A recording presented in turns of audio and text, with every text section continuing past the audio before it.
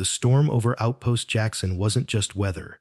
It was a wall, thick with sand, roaring like a freight train, and moving fast enough to blot out the desert sun by mid-morning. Ground crews hustled to secure aircraft.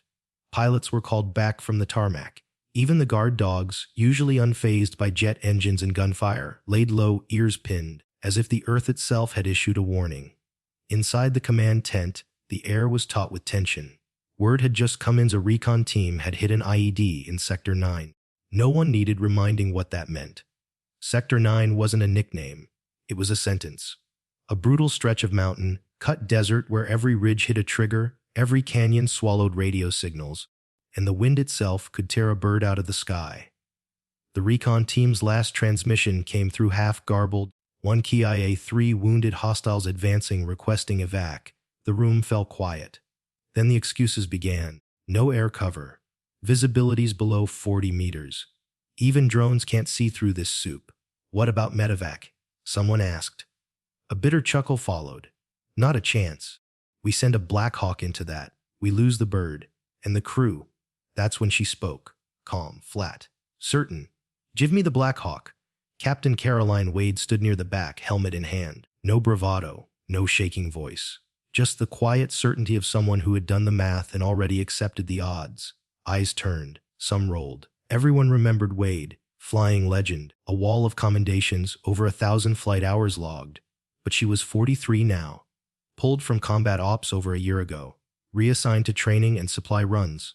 Whispers had circled for months. Slowing down past her prime. Too valuable to risk. No one dared say it now, but the silence said plenty.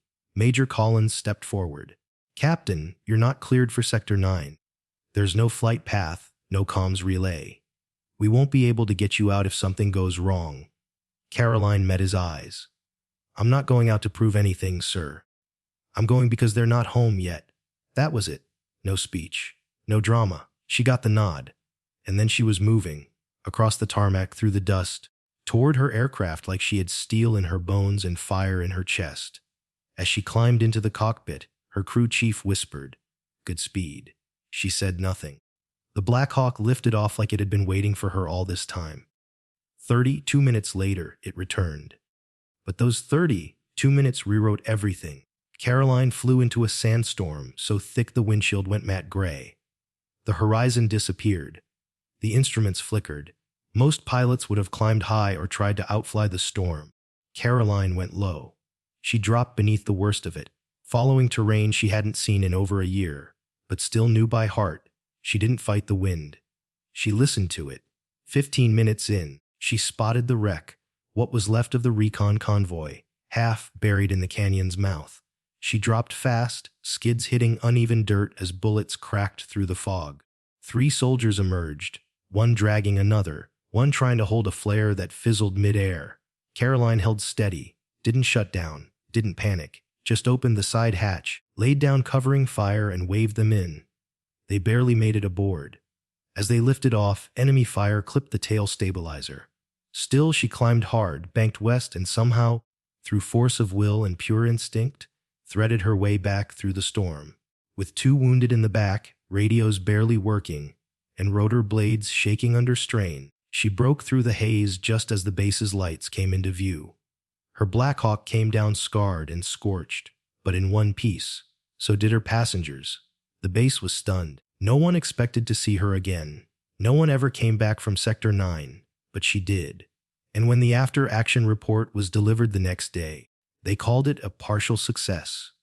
That was the last mistake they made, because General Burton, 4 stars and 40 years of command, walked into the debriefing room unannounced, looked at the slide, then looked at Caroline, and said, "You flew into hell and came back with lives no one thought were recoverable. This briefing is over." Then he did something no one saw coming. He removed the ribbon from his own uniform, the one he'd worn since Fallujah, and pinned it on her dust-covered flight suit. He didn't need to say it, but everyone in that room understood. The legend wasn't just alive. She'd flown through fire, and the fire blinked first. That day, Captain Wade became Call Sign Wade 1. The ghost pilot was back, and no one ever doubted her again. While officers debated strategies that didn't exist and younger pilots avoided eye contact with the storm map, a single figure stepped forward from the shadows of the command tent. "Give me the Blackhawk," she said, no drama, no pleading. Just a calm request, delivered with the certainty of someone who had already made her decision. Heads turned, a few eyebrows lifted, but no one laughed. They all knew who she was, Captain Evelyn Hartman, 42 years old, a veteran of 3 deployments, once decorated with a distinguished flying cross for rescuing an entire recon squad under mortar fire. But that was years ago. These days, she was mostly assigned to logistics flights, transport runs, and occasional drills. Too seasoned for frontline risk, command had quietly decided. Too steady, too calm, too old. Yet now, as Sector 9 burned and the dust storm devoured the horizon, she was the only one who stepped up. Major Briggs hesitated, staring down at the screen like it might offer a better option if he just glared at it long enough. "Captain, with all due respect, we don't have satellite feed. Comms are dead. Visibility's less than 40 meters. You're not cleared?" "I don't need clearance," Evelyn interrupted, voice still low firm. "I need the keys." A silence settled. Not hostile. Just tense. She turned to the flight map and pointed to a narrow route between 2 ridgelines. "There's a wind pocket here," she said. "The cliffs will shield some of the turbulence. I've flown it before. We drop to 80 feet, skim the floor, and come in from the west. If they're alive, that's where they'll be." Someone whispered, "She hasn't flown combat in 18 months. Evelyn heard it, but she didn't flinch. She just strapped on her helmet, tucked her blonde hair beneath it, and headed for the hangar. Outside, the wind had begun to roar. The storm had swallowed the mountains, turning the sky a sickly yellow-gray. A younger pilot, Lieutenant Darrell Quinn, rushed to her side, headset in hand. "Captain, at least let me fly co-pilot." "The turbulence." "Negative," she said without breaking stride. "I need you here in case they don't come back." "You're flying blind," he protested. "You'll be alone." She looked him in the eye and said, simply, "That's how they'll know I'm serious." No more words. She climbed into the bird, a battered Blackhawk with a tail stabilizer that rattled at takeoff and a left skid that always needed coaxing. But Evelyn Hartman knew this machine like it was an extension of her own spine. The crew had tried to retire it last year. She'd quietly signed it back into rotation. The rotors screamed against the wind as she lifted off. The Blackhawk rose into the storm like a ghost, swallowed whole within seconds. Back in the command tent, everyone stood motionless. "She's not going to make it," someone muttered. But no one moved. No one left. Because deep down they all felt it. The shift in the air, the spark in the silence. Captain Evelyn Hartman hadn't asked for permission. She hadn't argued. She hadn't tried to prove anyone wrong. And for the first time that day, hope returned to Sector 9, not because the weather had cleared or the enemy had retreated, but because one woman had climbed into a worn-down helicopter alone and chosen to fly straight into the impossible. Captain Evelyn Hartman pushed the Blackhawk through the storm wall like a knife through wet canvas. The dust closed in instantly, turning the windshield into a dull sheet of ash gray. Wind slammed the fuselage with erratic bursts, howling like some ancient beast awakened in the cliffs. Inside the cockpit, alarms blinked, not critical, not yet. Just enough to remind her she was flying on the edge of physics. She said nothing.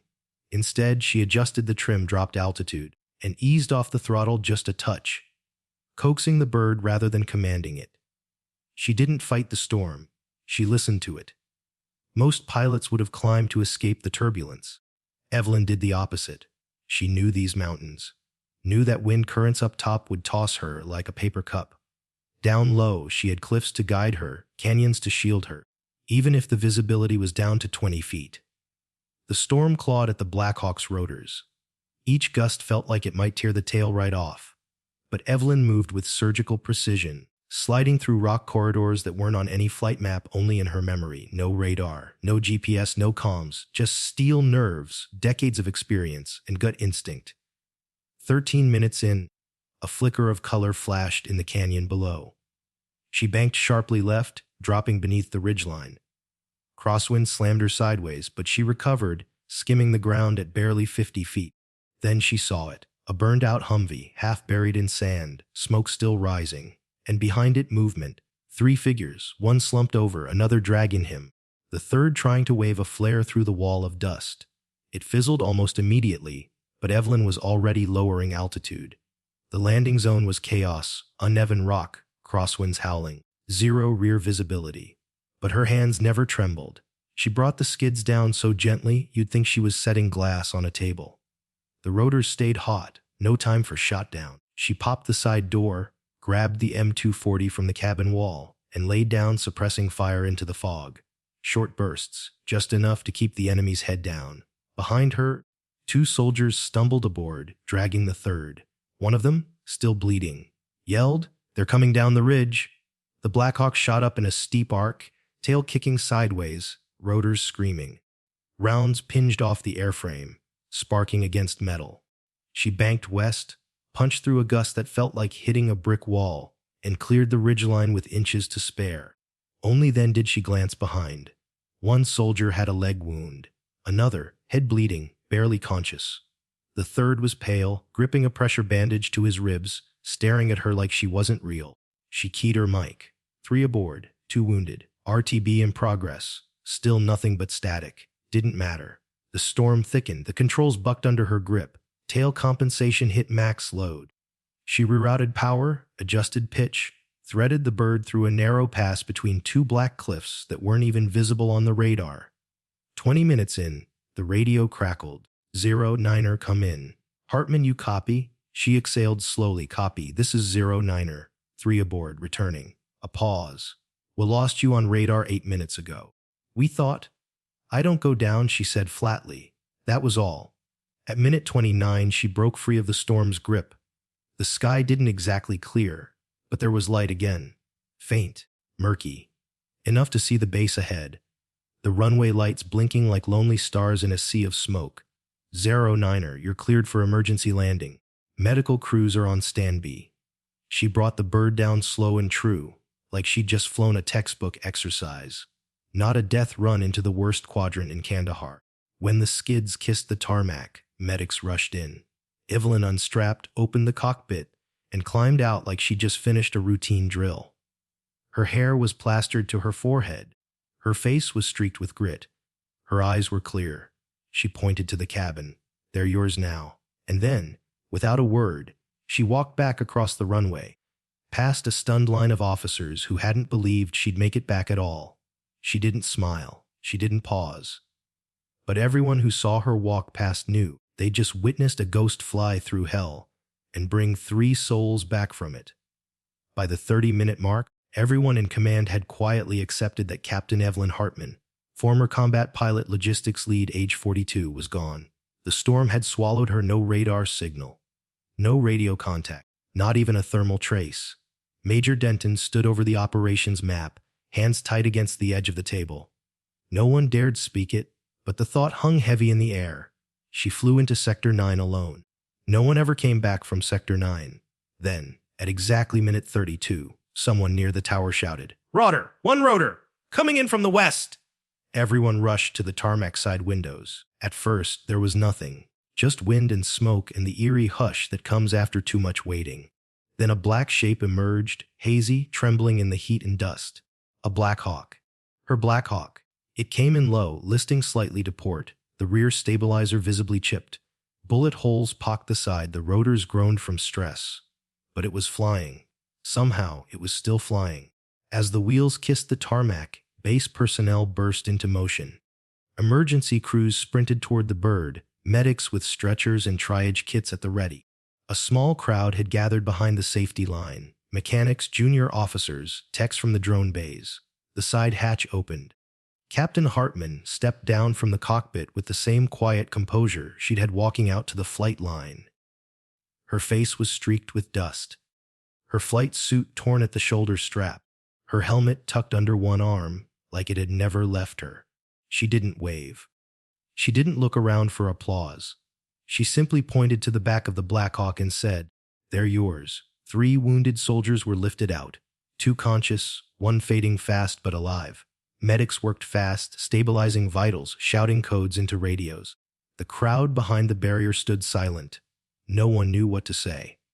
After all, they'd written her off 20 minutes ago. Evelyn didn't linger. She gave the medics a single nod, then walked across the tarmac. Past officers who had once said she was too old, past techs who'd called her a hangar pilot, past young flight crews who had stopped saluting her months ago. Now, they stepped back to let her through. Not out of protocol, out of respect. She didn't say a word. She just walked straight into the haze, the dust curling around her boots, the sky behind her still dark with the storm that hadn't quite passed. Back in the hangar, the Blackhawk sat like a ghost returned from war, scarred, sand-coated, blades sagging from stress, but intact, solid, like its pilot. People would say later that it was the flight that changed everything. But they were wrong. It wasn't the landing. It wasn't even the rescue. It was how she came home, quiet, unshaken, and alone.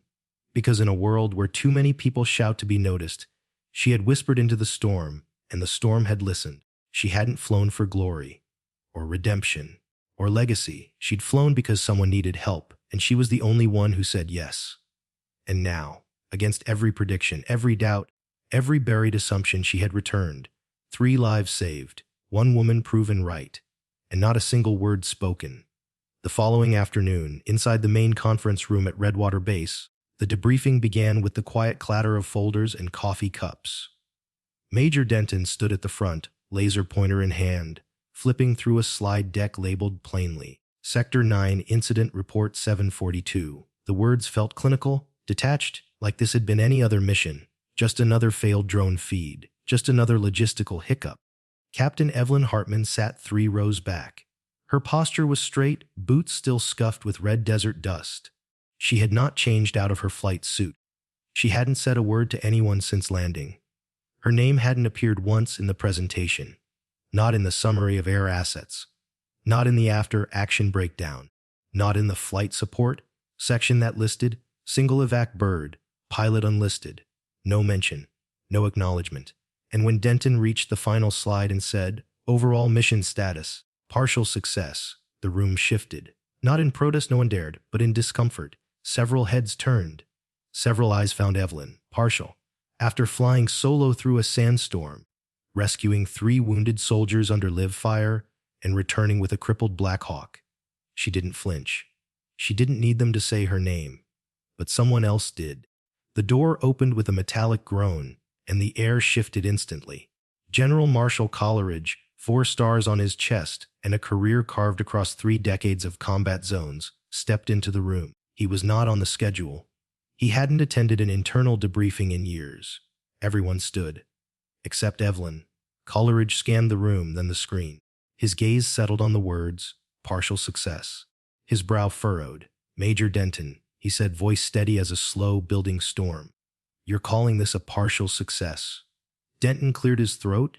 Yes, sir. 1 Ka, 1 Humvee destroyed. Limited visibility. We had complete comms failure. Technically, the evac shouldn't have even. How many evac birds reached Sector 9? Coleridge interrupted. 1, sir. Crew, single pilot. And who flew it? The room froze. Someone opened their mouth, then closed it again. Coleridge already knew. His eyes landed on Evelyn. She didn't move. The general stepped down from the platform, boots echoing across the tile, until he stood directly in front of her. She rose slowly, calmly. The 2 locked eyes. You flew blind into a live combat zone, he said, loud enough for all to hear. No support. No telemetry. No satellite feed. You extracted 3 wounded under fire and brought them home, alone. She said nothing.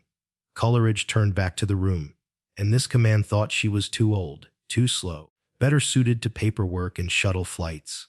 Silence. While you assigned her drone duty, she was remembering ridge lines from 15 years ago. While your best pilots sat grounded by doubt, she lifted 3 dying men out of a grave you couldn't even find on the map. He faced Major Denton again. With respect. She should have never had to prove a damn thing. Then, without ceremony, he reached into the inside pocket of his uniform jacket. From it, he pulled a narrow silver ribbon, frayed at the edges from time. I wore this on my chest the day we took Fallujah, he said quietly, and I haven't taken it out in 20 years. He pinned it above Evelyn's heart, over the dust and the fabric torn by her harness. "You earned it more than I ever did." And then he saluted. Not the kind of salute that checks a box. A salute that means I see you. I believe in what you did, and the whole damn room better pay attention. Evelyn returned it crisp, unshaken. Coleridge turned on his heel and left the room without another word. No applause followed. No standing ovation.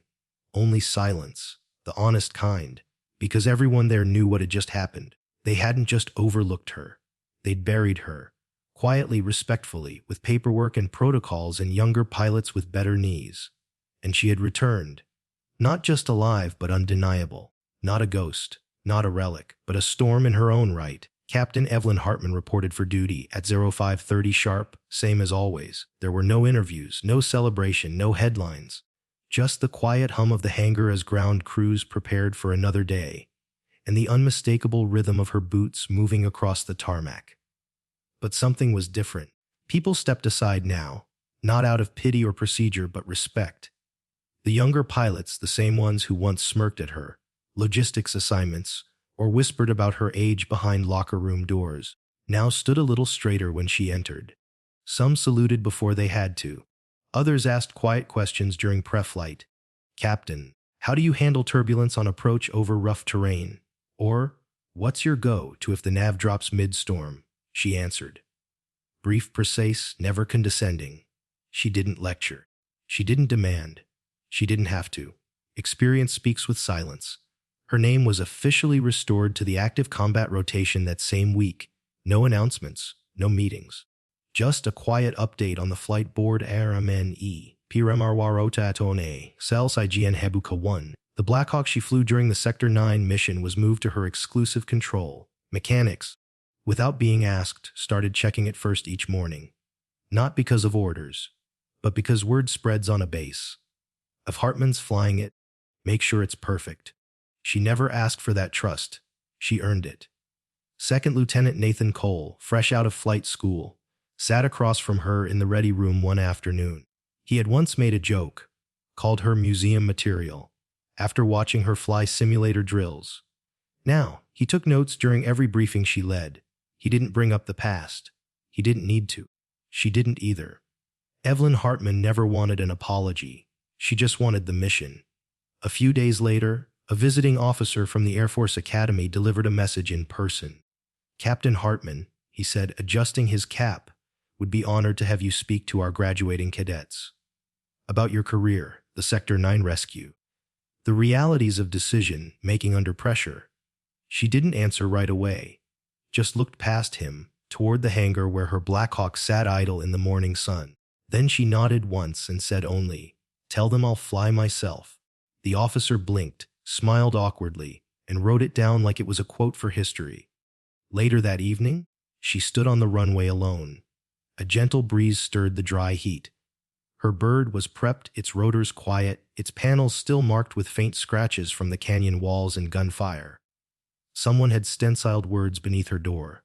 "Still flying." She didn't touch it, didn't even mention it. But as she ran her fingers over the fuselage, something softened in her expression. That bird had taken her through the worst storm of her career, through silence, through doubt, through fire. And now, it would carry her into classrooms where the next generation of pilots waited, not for war stories, but for truth. Because truth doesn't always come in medals. Sometimes it lands quietly, covered in dust, steps out of the cockpit, and says nothing at all. It just flies again. And that, above all, was the legacy she never asked for, but the one she had built all along. In a world obsessed with noise, titles, medals, headlines, some victories come quietly.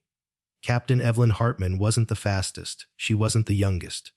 But when the call came, and no one else dared to fly, she stepped into the storm alone. No speech, no permission, just purpose. And when she returned, with 3 soldiers who were nearly lost and a Blackhawk torn by fire, she still didn't ask for recognition.